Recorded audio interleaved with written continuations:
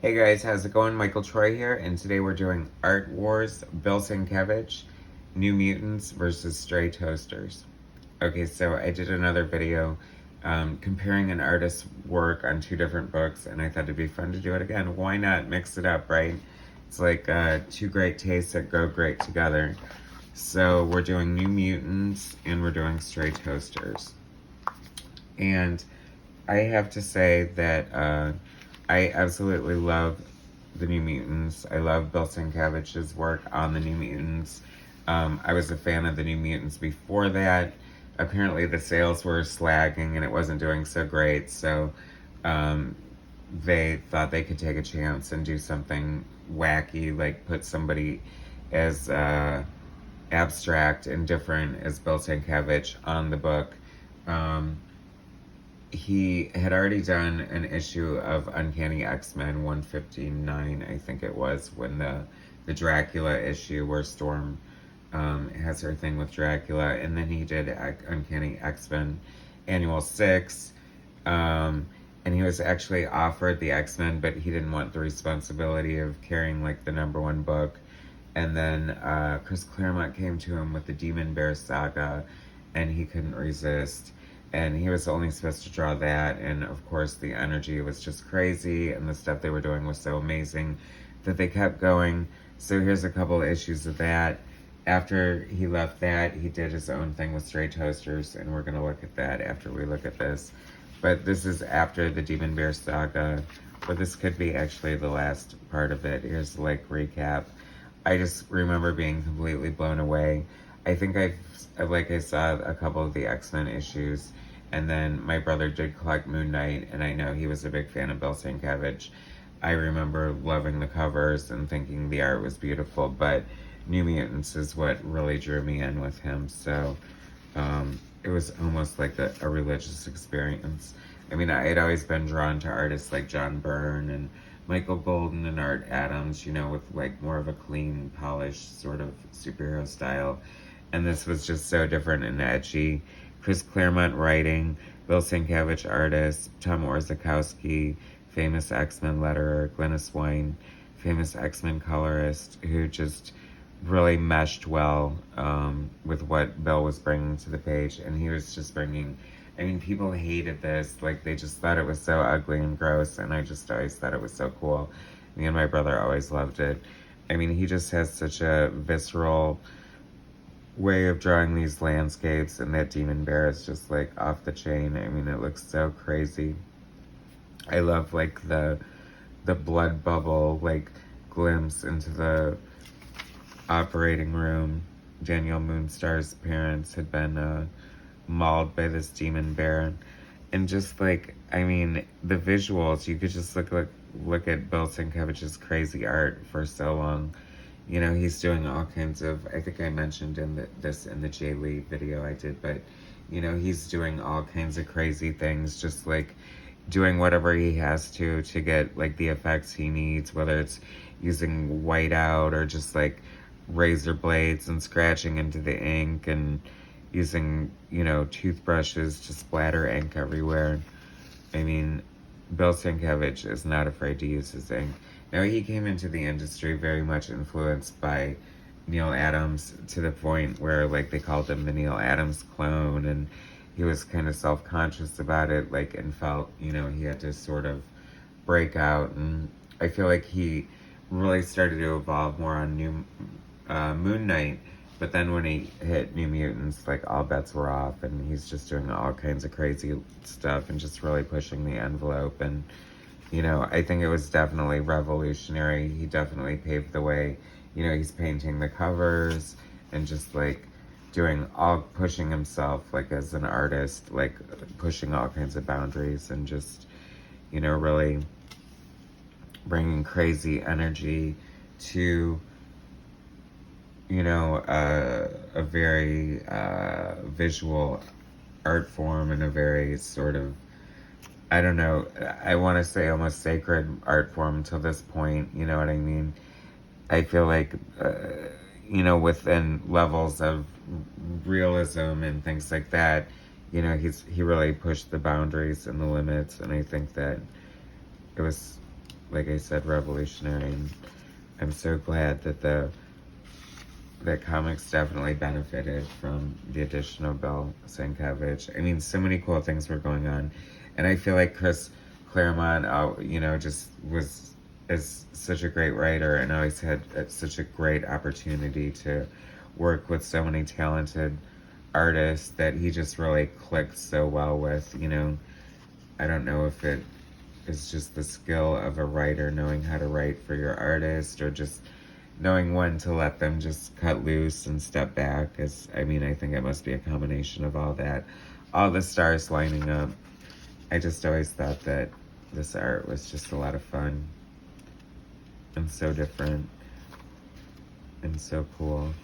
Spoilers, Danny's parents came back. The New Mutants movie, I'm actually a fan. I don't know why I feel like there's certain movies that get a bad rap, and I think that's one of them. I thought it was really good. I thought it borrowed a lot from the Sienkiewicz Claremont run in a great way, and I just liked the characters and thought it was entertaining. So, hey, give it a chance. Did you like the movie? Feel free to let me know in the comments what you thought of the movie. If you think I'm crazy and thought it sucked.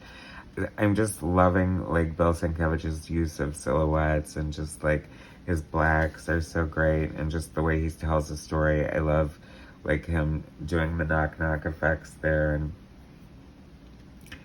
so cool.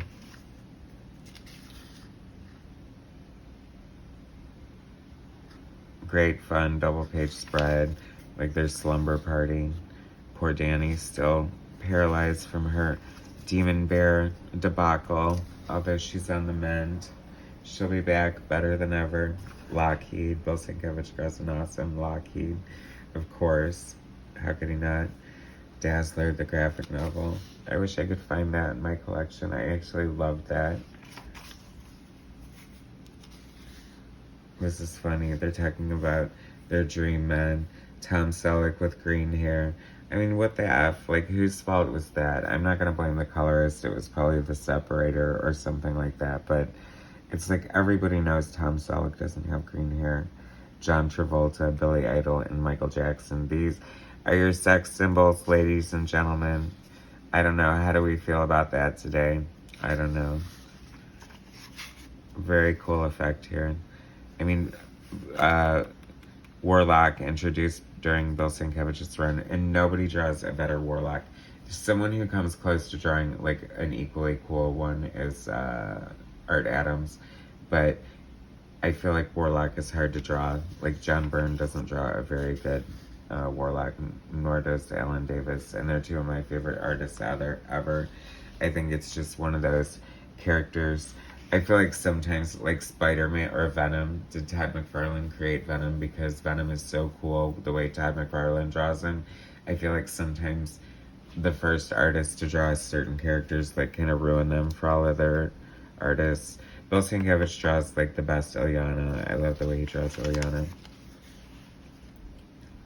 And it's so weird, so wonky, his just, distorted anatomy, and just, the way he would just totally go for it, and just everything was so organic and crazy.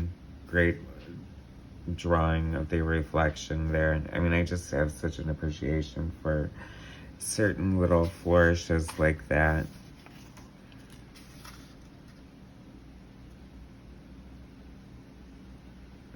So cool. Warlock is just so cool, especially drawn by Bill Sienkiewicz. I mean, I feel like this is probably, he went on to become such a likable sort of gosh, why do I keep thinking Jar Jar Binks? Because Jar Jar Binks is so not likable, but I feel like he's sort of got that sort of alien, sort of speaking weird, but I love his bonding with Doug Ramsey. I thought that was the great way to lift up both characters.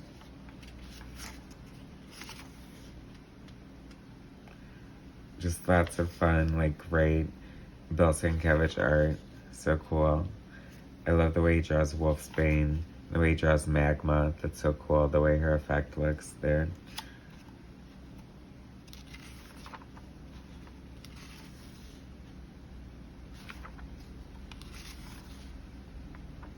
I mean, talk about pushing the envelope. Sienkiewicz fans get it. This is cool there. I love him shaking Professor X's hand.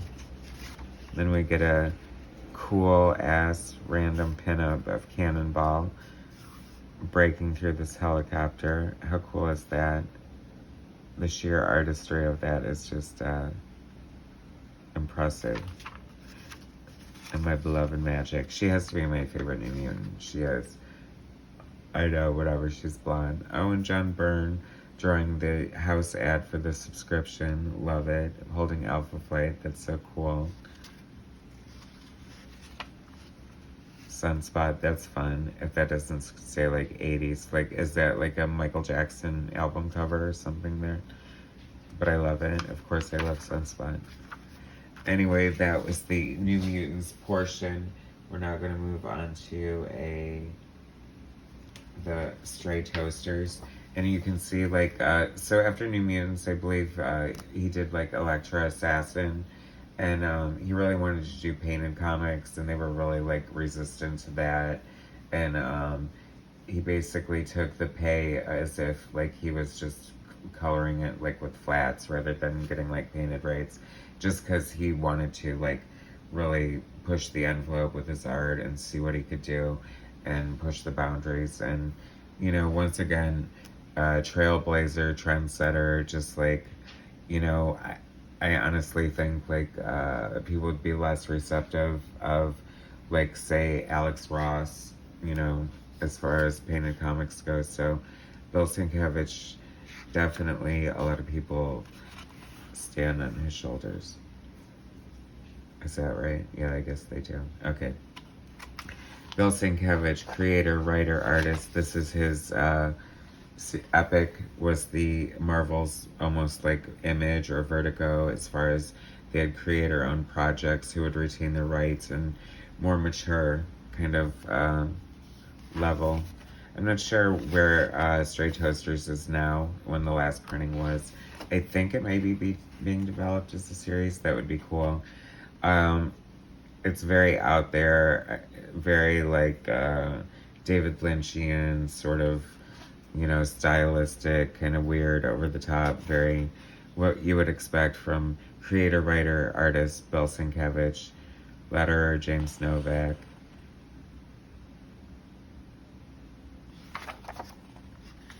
So there's a lot of like very collage art and a lot of painting, just like really beautiful art. It's just kind of very, you know, like almost esoteric and kind of all over the place. Kind of reminiscent of like, you know, sort of mature graphic novels in the 80s, kind of what they were trying to do with all that kind of stuff.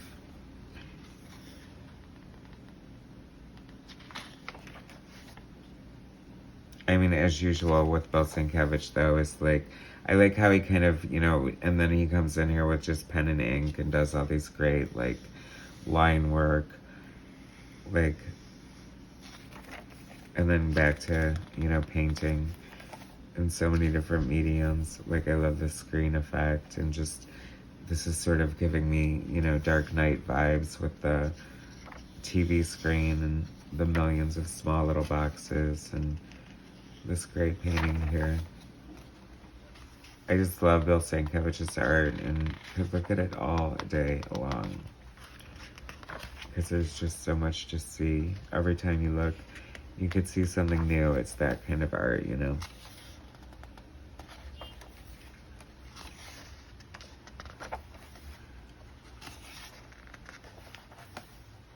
I would love to see, you know, Bill Sienkiewicz do another great sort of solo project like this, or at least do all the art. I feel like most lately, and correct me if I'm wrong, like what's the latest like solo Bill Sienkiewicz project that I need to know about? Because it seems like in recent years, you know, he'll like, I think he's, that's such a cool, It's so retro yet modern and sort of edgy at the same time. I mean, that's what you get from Bill Sienkiewicz's art. Too bad I don't have issue 1 and 2 on hand, but we'll go for issue 3 and 4 instead.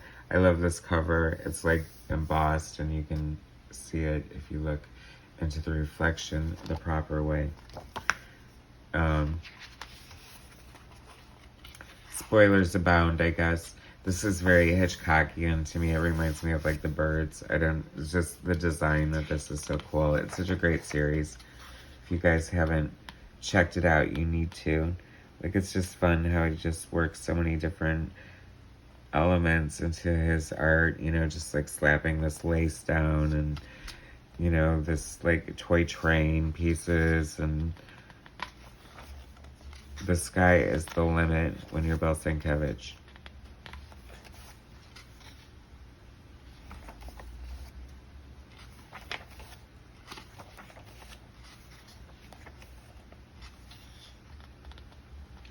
I mean, it just doesn't let up with the metamorphosis. It's like there's just so many different styles and feels, and like it looks like noir here.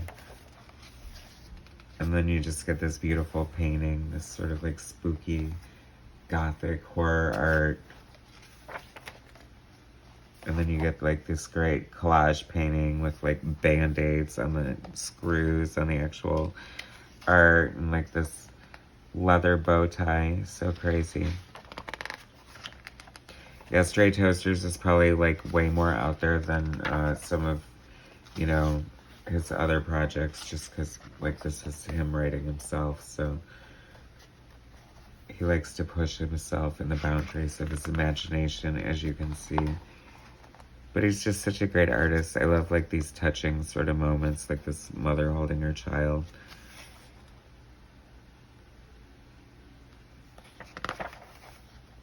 It's funny, it's like dark, yet at times Rockwellian in a way. And then there's the man in the bra, you know. So it is a little all over the place, but it is really cool to sort of see just how different, yet, I mean, clearly the same artist, but how you're doing one black and flat color, you know, normal superhero comic book, the New Mutants, the X-Men, you know, proteges. It doesn't seem like it gets much more mainstream than that. But he's doing, I mean, he brought so much to the, you know, painted covers and just like gorgeous work. And then to do his own like crazy creator-owned book with all this painted gorgeous art, it's just kind of fun to see.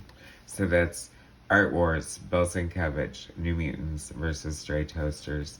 Thanks so much for watching. Please subscribe to my channel. Hit like, share my content, and I'll bring you some more later. Thanks, guys.